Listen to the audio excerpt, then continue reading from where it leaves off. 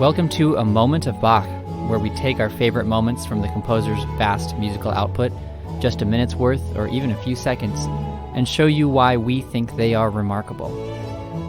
We are your hosts, Alex and Christian Giebert.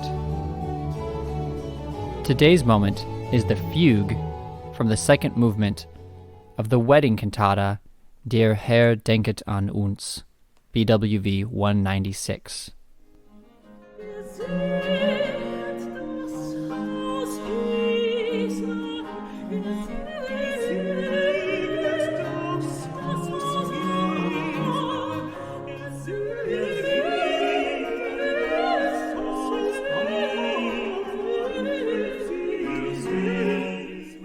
The pastor that married Bach and his first wife, Maria Barbara, ended up getting married a few months later.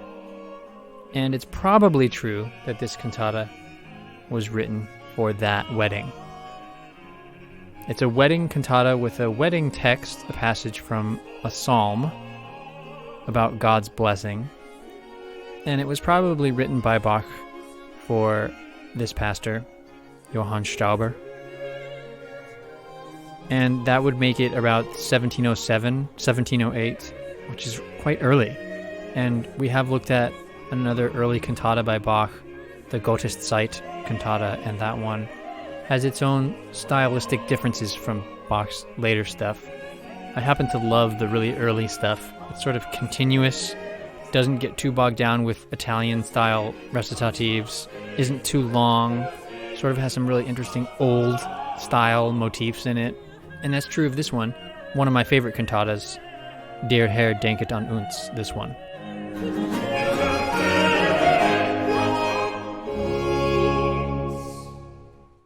The text for the entire cantata is pretty short. The first movement is an instrumental introduction called a sinfonia, so it doesn't have any words.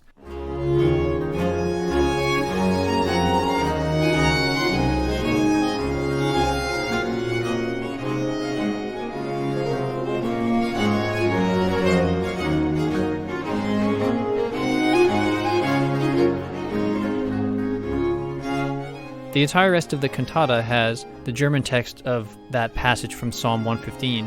The English is, "The Lord has been mindful of us. He will bless us. He will bless the house of Israel. He will bless the house of Aaron. He will bless them that fear the Lord, both small and great. The Lord shall increase you more and more, you and your children. You are blessed of the Lord, which made heaven and earth. Amen." That's it. That's the whole text of the whole entire thing. And the Moment of Bach for today focuses on only one line of one part of that text. You can tell by listening to those words that it is appropriate for a wedding, especially in a time period where you would expect that the most beneficial thing to ask for at a wedding would be your health and your new life together and any children you might have. I'm picking this one actually because it's my wedding anniversary coming up. And my wife Megan and I got married on this next week after this podcast is to be released. That's the anniversary.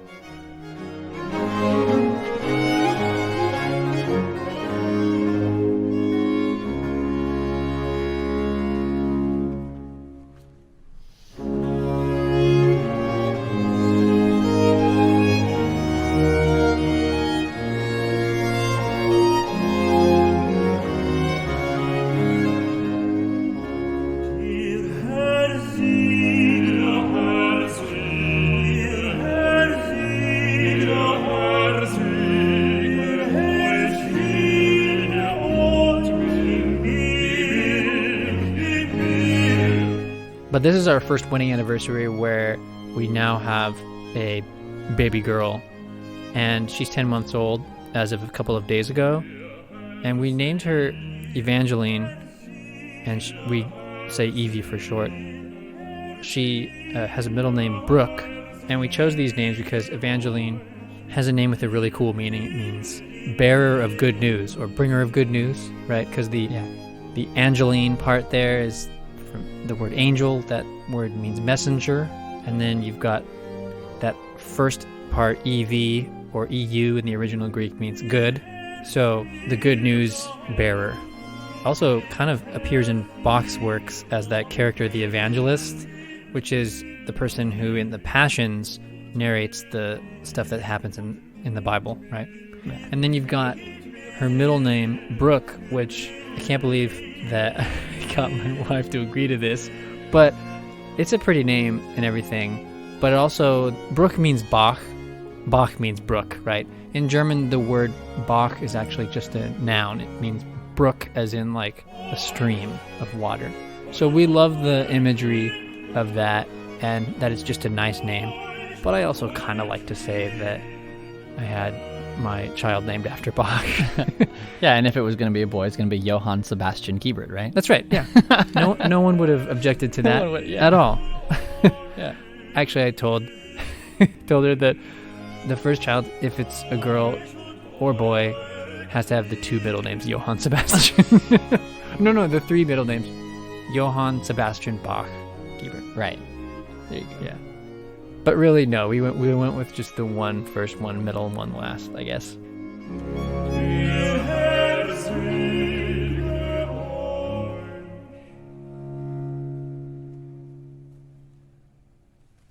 So the first choral movement of this cantata has one of my favorite fugues in it of all time, I'd say. Bach was known for fugues and fugue writing, and some people know about that because he's got some famous works like The Art of Fugue and things like that. But that doesn't mean that everyone knows what that means.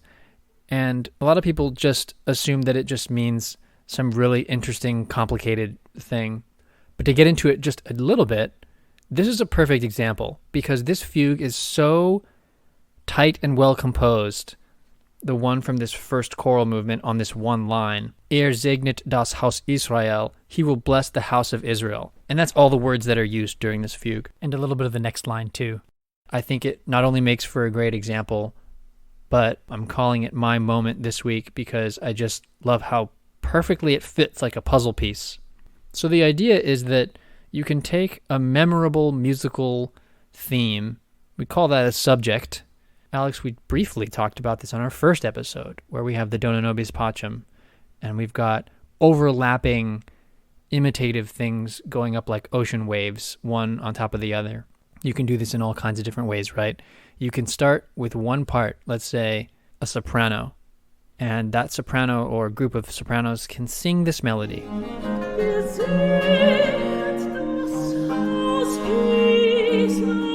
And then another part can come in, let's say the altos. They'll come in with the melody again, but it's not exactly the same notes because it's up or down, in this case down a little bit, right? But then what does the soprano do during this time? They don't stop. They need to do something else in harmony that works nicely. But it can't just be harmony in the strictest sense. It has to be independent because that's the style of this music. So it goes off and does something different that contrasts. And that's often called the counter subject, depending on how many times it shows up again in the same way.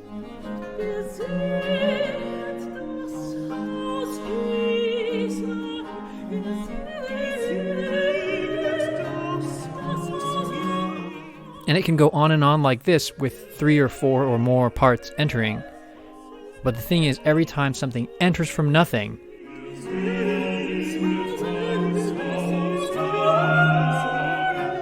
it will have that very prominent, memorable musical theme that we call the subject. In a way, this is a lot like what we call a canon or a round, right? Think row, row, row your boat. So in row, row, row your boat, the first person starts singing, right? And then when the second person starts singing, they start on the same note, just they start later, right? And then when the third person starts, they also start on the same note, but they start even later. And it creates a wonderful counterpoint of overlapping parts. That's called a canon. This is like that, except it's a little bit more complicated because when the second part enters, it does not enter on the same notes as the first part. It enters on different notes. When the third part enters, though, it usually enters on the same notes as the first part, maybe up or down an octave, and then the fourth often mimics the second. And so it's like a little puzzle. And then it usually has to come together and end in some sort of conclusion so that they all end together.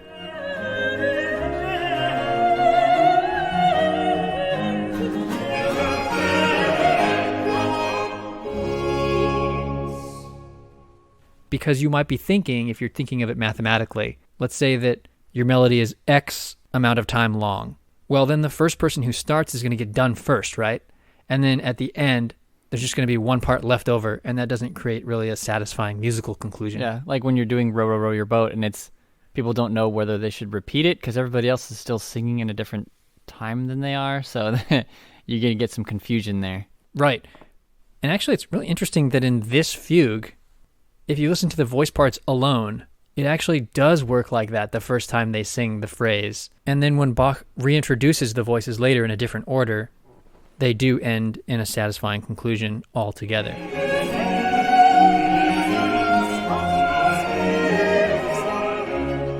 But this fugue is so internally perfect that if you break it down, it's just completely logical, almost computer-like.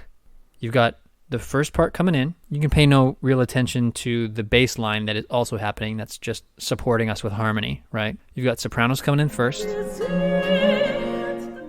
Then you got the altos coming in. Sopranos go to a different thing.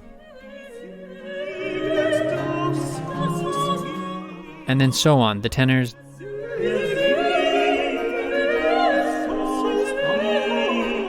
Then the bass is.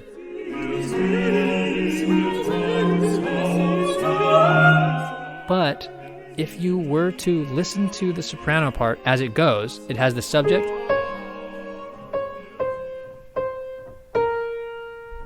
and then it has a counter subject.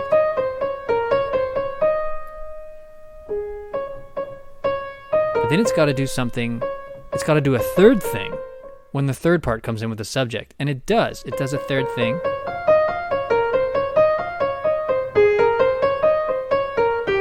And then when the fourth part comes in, it has to do a fourth thing.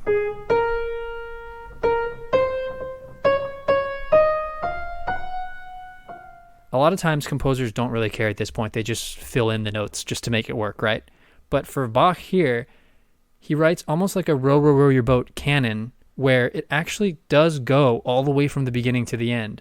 And then when the alto comes in, it happens a little lower and a little later, but all the way continuous. And then the tenor again and the bass again, and it works all the way. And Alex, you pointed out that the instruments, the strings come in sort of near the end of this and start filling it in. Then the voices come back in a different order. Starts with the alto.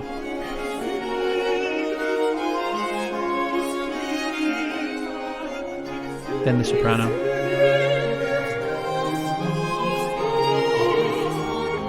Then the bass.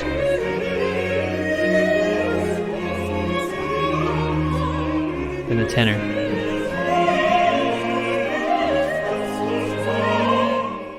And by this point, it's like really cooking and it needs to get to a satisfying conclusion, and it finally does do that.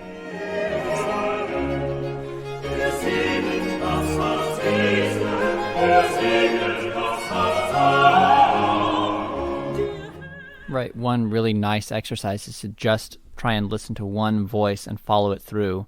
There's enough complexity going on that it's easy to get lost. But if you just follow one voice, like to start with listening to that soprano voice, and when the alto does join for the first time in this fugue, try and keep your ear on the soprano voice until the soprano stops singing. In this case, it'll be right around after the bass comes in. But it's kind of a long time to be listening to that, but since it's the top voice, it's a little easier than trying to follow one of the inner voices. But it's a nice little exercise. And then another thing I would say that's cool to listen for is once the soprano is done, the alto, tenor, and bass are still singing. The alto is about to finish off its line. So once the soprano ends, we then get one of the violins, the second violin, coming in with that same exact melody, that same subject, like you were saying, Christian, that the strings kind of take over there. And I remember realizing this about Bach a while back. I remember thinking about these fugues, these vocal fugues in these cantatas and in these movements of larger works, and realizing that, oh my goodness, he a lot of times has the instrumental parts doing the parts of the fugue too, especially after the independently.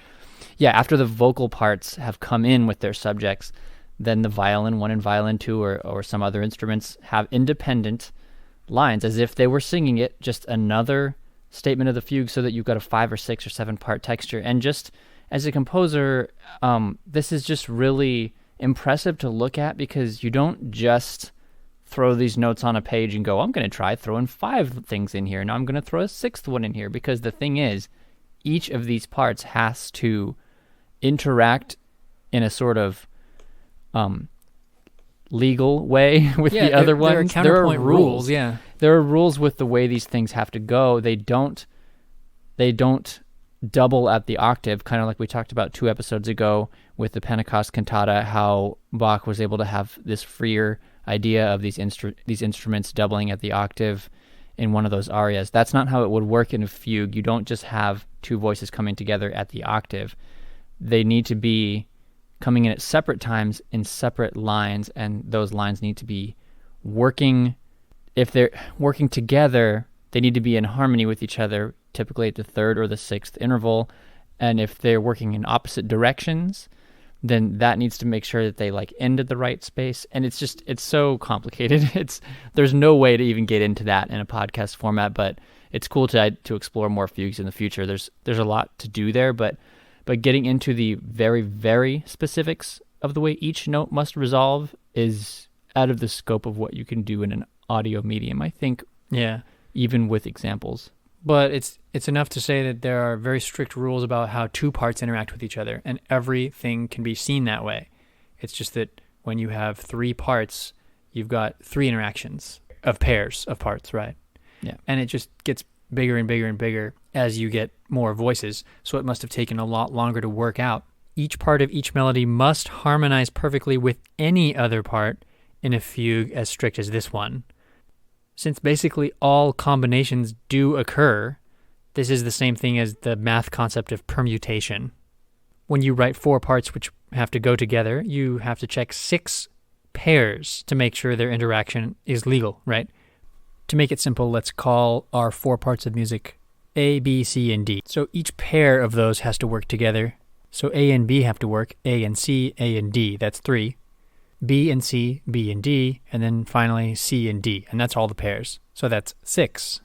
The thing you reminded me of, Alex, is that in the Mass in B minor, that Credo in Unum Deum is a fugue for 5 voices, and then 2 violins come in, and it's all happening at the same time, so it is a 7-part fugue. Yeah, that's exactly the piece I was thinking of back in my undergrad time. That's the piece that made me think more clearly about this kind of fugal stuff. I was really into studying the Mass in B minor, and that's the one that made me think, whoa, those instrumental parts are doing these fugue subjects. It's all interlocking. And in that particular example, which I'm sure we'll cover sometime because I love that one, it's cool because it starts with the tenor doing the subject kind of out of nowhere, singing credo, which means like I believe, and it's about I believe in one God.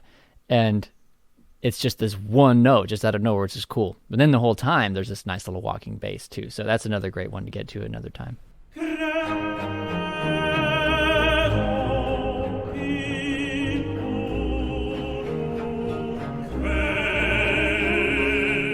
And when you write 7 parts like this, which have to go together, then you have to check 21 pairs to make sure that those interactions are legal.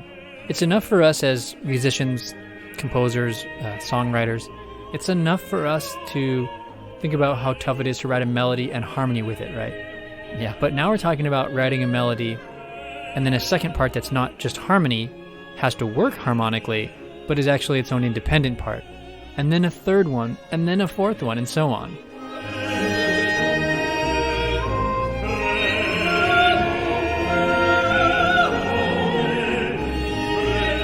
And also having to follow, I think it's safe to say, much stricter rules of musical counterpoint than have survived to this day, where rules are a little bit less strict in a lot of styles of music today regarding how 2 different musical lines get to interact with each other.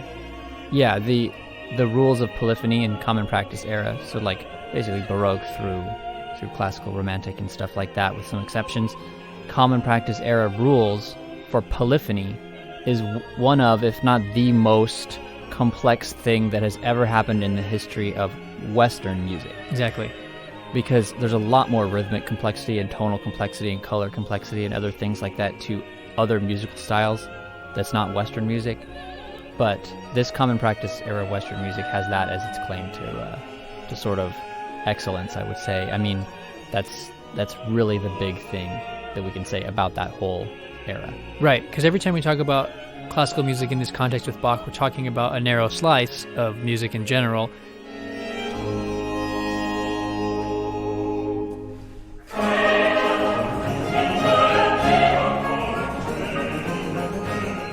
And it's good to sometimes remember that in terms of big picture music of around the world, Western music is pretty pathetic in terms of rhythmic and complexity. Yeah. Even like improvisation, complexity of timbre, which is like tone quality and things like that. And also like interesting scales and different scales than what we would think of as tuning our Westerns. systems. Yeah, and the ways that you can use like detuning to be part of improvisation sometimes in some of the other cultures' music. Yeah. So many different other aspects of music. However, what Western music does have is the systematic harmony, which comes with that is, like you said, Alex, polyphony, which means multiple parts interacting together with their own harmonic rules.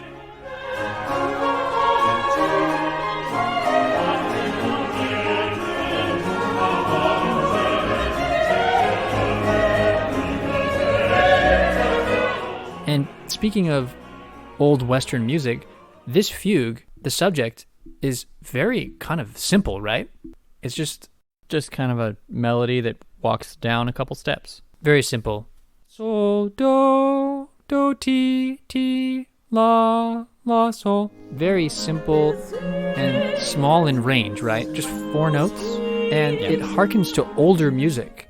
And this would be the old style of composing a melody and making a fugue, which is why Bach knew that he was free to use those older styles of counterpoint, because Bach did live in a time when he's of course now regarded as the master of counterpoint, but he lived after many hundreds of years of people working in styles that we now call like the Renaissance, for example, where counterpoint was basically all they were doing too. Yeah. And one thing to note about these 4-part fugues, it's so nice to split up the voices into soprano, alto, tenor, and bass, because the ranges just work so nicely. So like the soprano range is a higher voice, right? And the tenor range is a higher male voice too. So typically when the subject starts with a soprano, like it does here, it means that the next entrance is going to be an alto or bass, and here it's an alto. And that's because, like you said, Christian, the rules dictate that most of the time we're going to have that second entrance happen starting on a different pitch. And to get a little technical, it's on the 4th or 5th away almost every time. Mm-hmm. And but it's the same melody, it's just transposed, right? Then on the 3rd entrance, you're going to get the same as the first entrance, the same note, but at the octave above or below. In this case, it'll be below because it's tenor, so it's an octave below soprano, typically in range. And then finally, the last one will be the bass. So it's again, it's analogous to the alto one in range. It's just an octave lower than that. So it looks really neat when you're looking at it. And the way that it's put together is actually very simple, but the complexity comes in to all the ways that, like you said, Christian, that the melodies interact with each other as you're listening to them. And to create a musical texture that really flows so smoothly. All the rules have to be followed. And it's so precise, but that's not what it sounds like, right? Just listen to the Netherlands Bach Society performance. It's so effortless sounding. It just sounds like it's like almost nature, right? It was like just ordained to be this way because this melody just works so well. Of course, we know that Bach probably spent ages on figuring it out, making sure that it worked just right. But the result is just this effortlessly flowing stream of notes. It's a perfect little babbling brook of notes, like a Bach, a brook, a moment of brook. Yeah. And now, here is that fugue, which begins with the words, Herr, segnet das Haus Israel.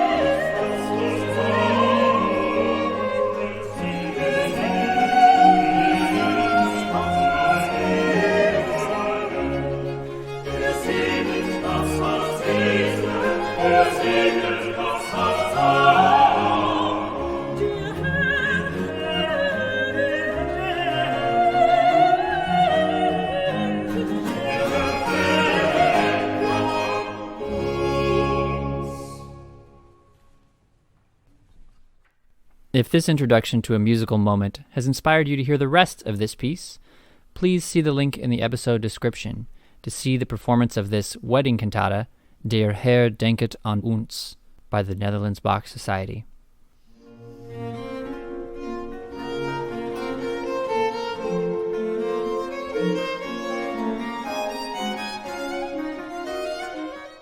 Do you want to hear our new episodes as we release them? Find us on your podcast app and hit subscribe. We love to see your feedback, and we love to see your presence on our Facebook page and Instagram page and on our website, amomentofbach.com. Please suggest what you might like to hear as your next Moment of Bach on the podcast. Just in case you missed last week's episode, we had a guest on, Pastor Eric Clausen. We had a really fun time interviewing him, and we plan on having more guests in the future. In fact, we've got some scheduled. So look forward to some more guest appearances in the future. Yeah, including musicians who play Bach, too. Yeah. We're also on a whole bunch of podcast directories by this point, so we hope that you are finding us on those things or telling your friends, if you have a friend that only listens to things a certain way. We know that some of you might be wondering, how do I do this? I'm just looking on Facebook and going straight to like something like Podbean and listening to things that way. But there are ways that you can get it on your phone, and some of those are like apps and things like that make it really easy. And the big ones are Apple. If you have an iPhone, Apple Podcasts would be on your phone already. If you have a Pixel, maybe it's Google that you can use. There are a lot of different ways. And if you're a connoisseur of some of the more interesting and lesser used apps, I think we've got you covered. We are in iTunes and Spotify, Pandora, things like that, iHeartRadio. We're also on Stitcher, Amazon Music, which includes Alexa, so you can play us on that device, Audible, Player FM, Podchaser, Listen Notes, the Overcast app, the Downcast app, Podcast Republic, the Radio Public app, Pocket Casts, Castbox, Podcast Addict, Wow. Acast, Podcast Gang, the Castro app, Deezer, and AnyPod, which is through Alexa. And I'm reminded by Alex to tell you that these are actually, in fact, real. I didn't make any. All of those are real. I didn't even throw in a sources. fake one. Those are real. And we also have a YouTube channel where our videos are uploaded as well, if you prefer that as a way to listen to podcasts. So what's next week, Alex? Next week, we're going to be looking at English Suite Number 1 in A major, a harpsichord piece, BWV 806. Until next time, enjoy those moments.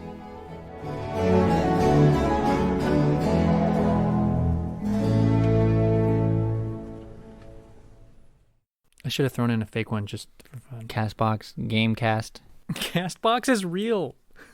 GamePod, Dreamcast, Dreamcast, Playcast, Bachcast. Bachcast, Xbox 360. Put that in at the end. For fun. But really, there's no limit on middle names, so why not just put them all in there, right. you know? I mean, the crab... What? The crab? I mean, the crab. I mean, my favorite person with many middle names is, of course, Sebastian from The Little Mermaid. You know, the crab. Another Sebastian. Also a composer. Yes. And a musician. Musician. A court musician. Uh-huh. Yeah. Of course, as we all know from looking up his full name, it's Horatio Thelonious Ignatius Crustaceous Sebastian. So his last name is Sebastian. He goes by his last name. Crustaceous.